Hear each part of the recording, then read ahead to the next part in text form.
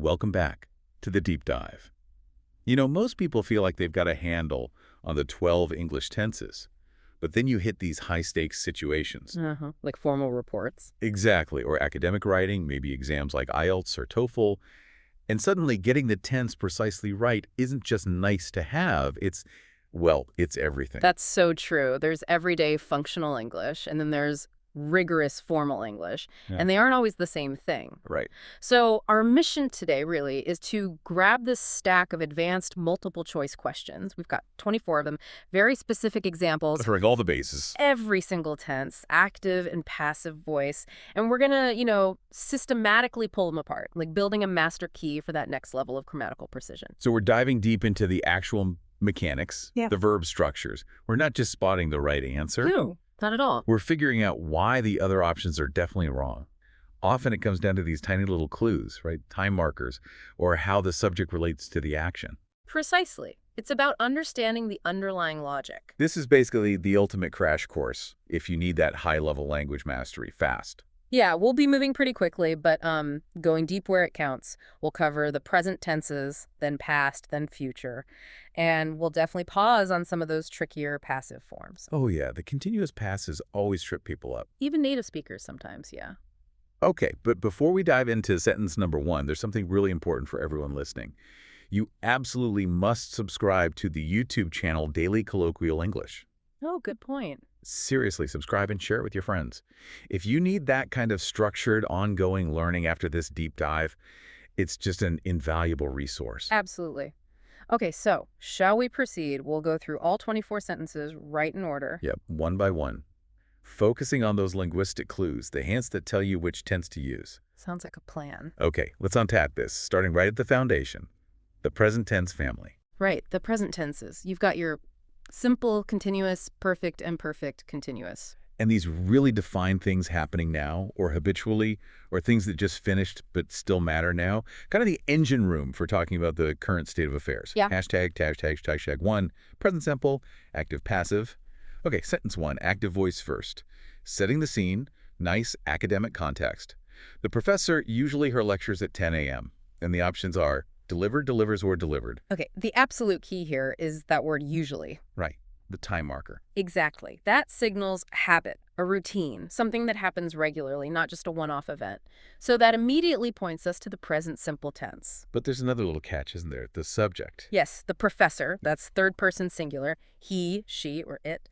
And in the present simple, third-person singular verbs need that S ending. So if you choose deliver, you've missed the basic subject-verb agreement. That's a fundamental error in formal writing. It really is. So the only option that fits both the tense and the agreement is delivers. Simple, but you have to nail both parts. Okay, that sets the stage. Now let's flip it. Sentence 2, the passive side. Important findings in peer-reviewed journals.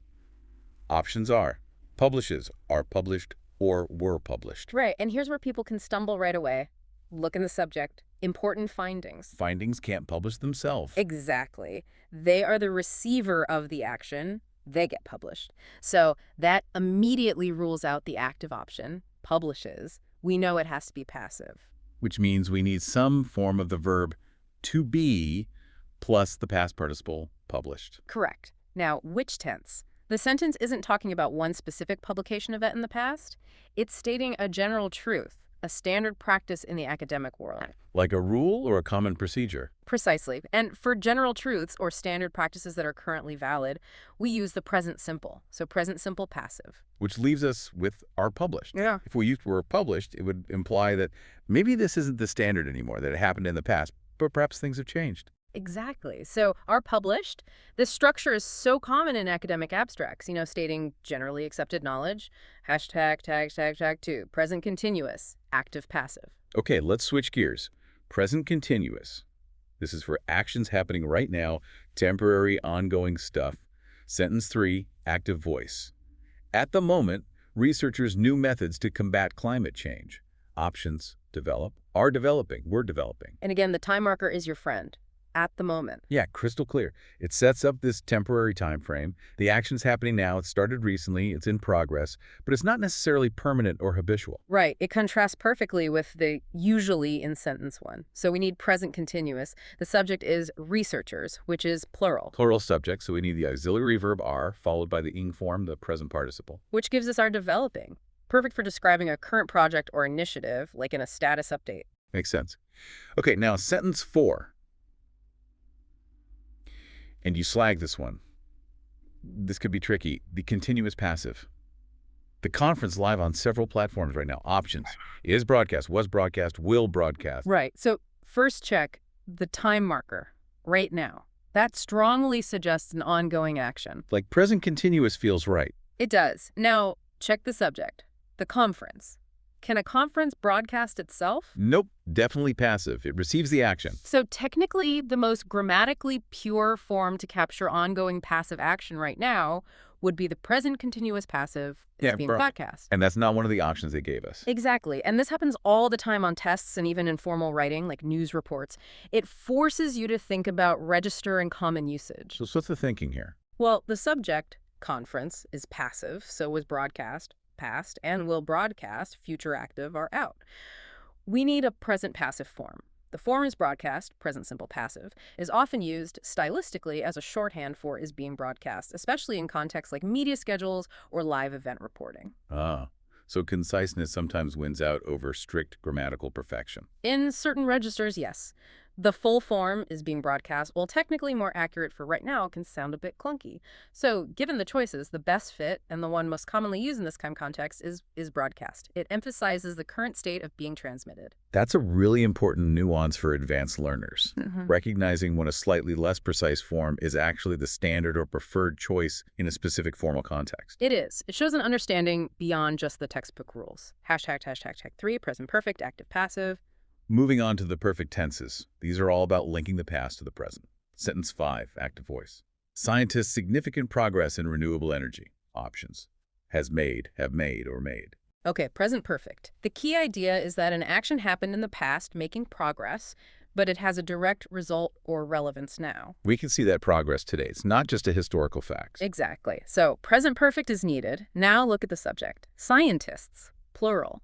Right, so that immediately rules out has made. That's for singular subjects. And made is just past simple. That would only talk about the action in the past without that connection to the present relevance. So it has to be have made. You see this all the time in research paper intros, right? Yeah. Summarizing what the field has accomplished up to now. Absolutely.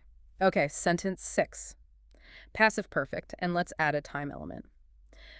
Several vaccines recently by global health organizations, options, have been approved, has approved, were approved. 2 clues here, feels like. Yep. First, recently. That word strongly signals present perfect. The action finished, but it's fresh news, highly relevant now. And second, the subject, several vaccines, they don't approve themselves, they get approved. Passive again. Right, so we need present perfect passive. Subject vaccines is plural. So we need have, not has.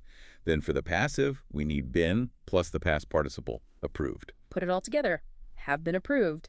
That's the only one that captures recent completion, present relevance, passive voice, and plural subject agreement. And were approved would just make it sound like old news, which clashes with recently. Precisely. Hashtag 4. Present perfect continuous, active passive. Okay, last pair in the present family. Present perfect continuous. This one brings in the idea of duration. Exactly. It combines that continuous focus on duration with the perfect tense's link to the present. Sentence 7, active. The team the data for over 3 weeks. Yeah. Options is analyzing, have been analyzing, had analyzed. That phrase for over 3 weeks is the dead giveaway, isn't it? Absolutely. If you see for or since describing a duration that started in the past and leads right up to the present moment, you almost always need a perfect continuous tense. So is analyzing present continuous doesn't capture the duration part. Had analyzed, past perfect, is stuck in the past, not connected to now. Right. The analysis started 3 weeks ago and is still continuing up to this present moment. So have been analyzing. Great for project updates, showing ongoing effort. Okay, now sentence 8. Our final present tense hurdle, and it looks like another passive one. This policy, increasingly for its effectiveness in recent months. Options. Has been criticized, is criticizing, was criticized. Right. Again, we see duration. in recent months. And the subject, this policy, is passive. It receives the criticism. So following the pattern, we technically need present perfect continuous passive, which would be... Then being criticized. Ugh. Yeah, try saying that smoothly in a presentation. Exactly. It's grammatically possible, but it's incredibly awkward and stylistically frowned upon in most formal writing and speech. It's just clunky. So what's the workaround? How did tests or formal style guides handle this? They usually simplify. Because the full continuous passive is so awkward, formal English often uses the simpler.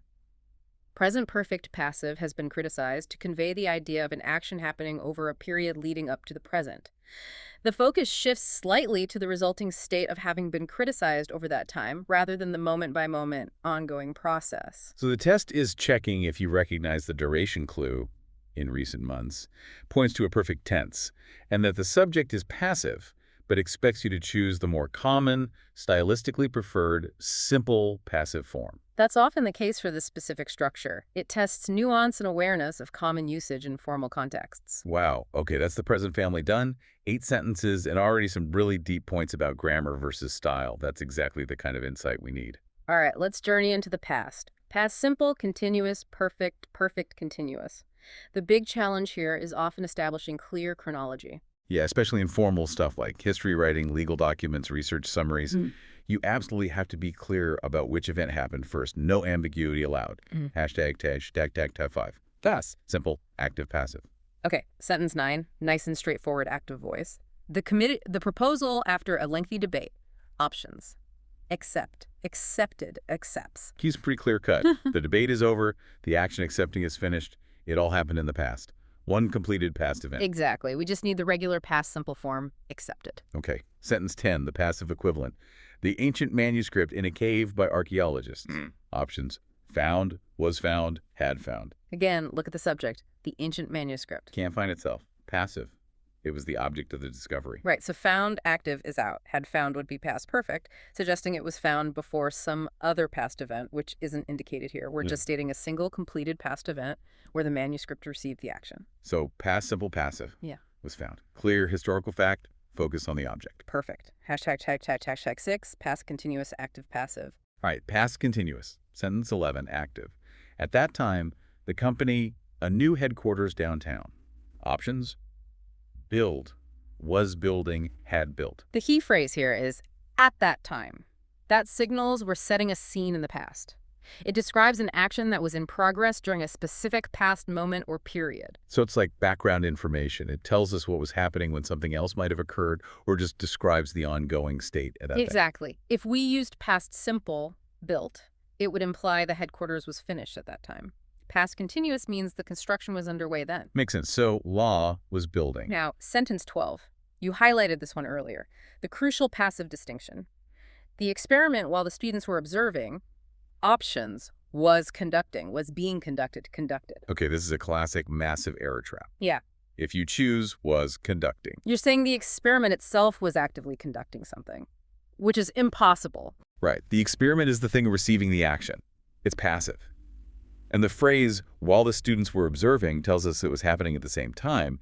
It was ongoing. So we need a tense that shows an ongoing action in the past, and that the subject is passive. There's only one way to do that correctly. You need the full past continuous passive form. You need that word being. Absolutely critical. Was being conducted. If you leave out being, the meaning completely collapses. In formal contexts, this is a non-negotiable